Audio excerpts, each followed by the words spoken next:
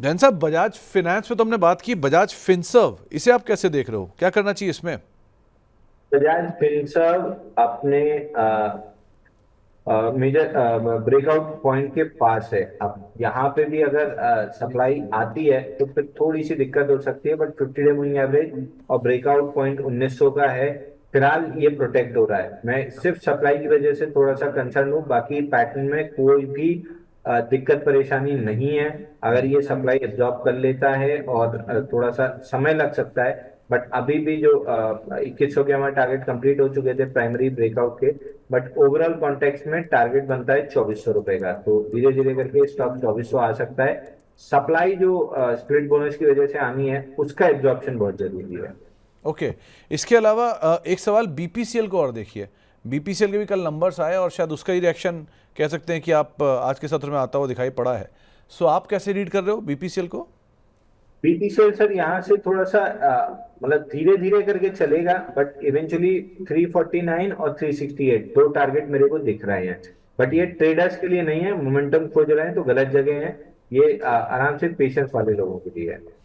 तो आपको यहाँ पर थोड़ा पेशेंस रखना पड़ेगा, लेकिन शायद मूव यहाँ आए over a period of time.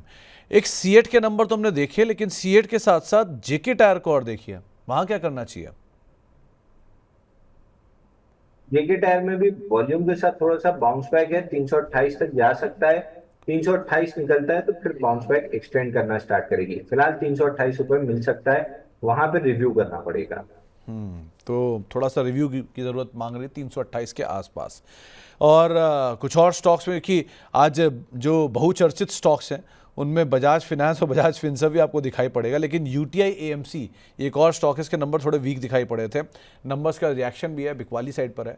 इसको आप कैसे रीड कर रहे हो? UTI UTI sir weak stock है। अगेन यूटीआई एएमसी हमने पहले भी डिस्कस किया था कि एएमसी स्पेस में एचडीएफसी एएमसी के अलावा बाकी काउंटर्स वीक लग रहे हैं। यूटीआई एएमसी में वापस से फॉलो थ्रू सेलिंग आई है। शॉर्ट टर्म टारगेट पकड़े तो 987 से 940 के बीच आ सकता है। और जिस दिन 940 के नीचे क्लोज किया, 852 रुपए का टारगेट खुल जाएगा। तो एक्सट्रीमली वीक काउंटर, पर स्पेस ही वीक है। पूरा स्पेस ही वीक है, इनफैक्ट लास्ट लाइन काफ़ी इंपॉर्टेंट थी। ये बजाज फिनेंस में तो हम बात कर चुके हैं, तो एक ज़रा उसको और देखिए, एचडीएफसी लाइफ को।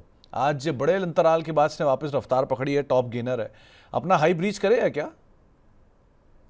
सर जिस हिसाब से वॉल्यूम सिग्नेचर है और पैटर्न बना हुआ है, ये ना सिर्फ अपना ऑल टाइम हाई ब्रीच करने के मूड में है। ये पूरा वीकली चार्ट पे अगर आप देखेंगे तो 219 हफ्ते हो चुके हैं पैटर्न बनते हुए।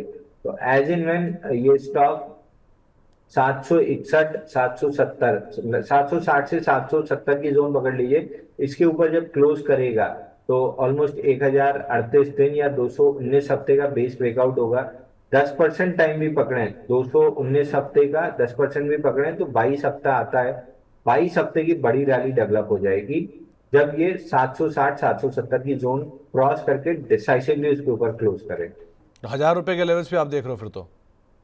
नहीं सर, फिर अगर ये टारगेट अगर आता है तो 1000 रुपए राउंड फिगर रेजिस्टेंस हो सकता है, बट ओवरऑल स्ट्रक्चर का टारगेट 1100 रुपए निकलेगा।